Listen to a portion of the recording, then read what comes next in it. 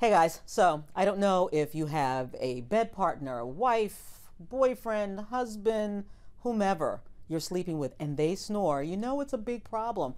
It's not only a big problem for your relationships, but it could be a medical problem.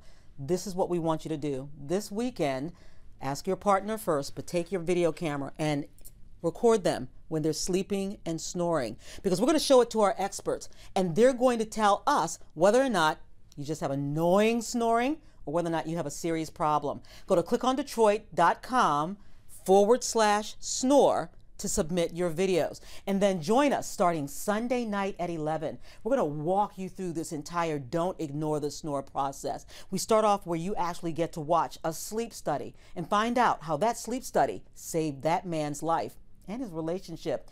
Join us then at 6 a.m. Monday morning. That's when we really do the big kickoff. And we're going to show you the sleep study basics and tell you whether or not your insurance might pay for it. And then at 4 o'clock, oh my gosh, how snoring can truly affect relationships and not for the better.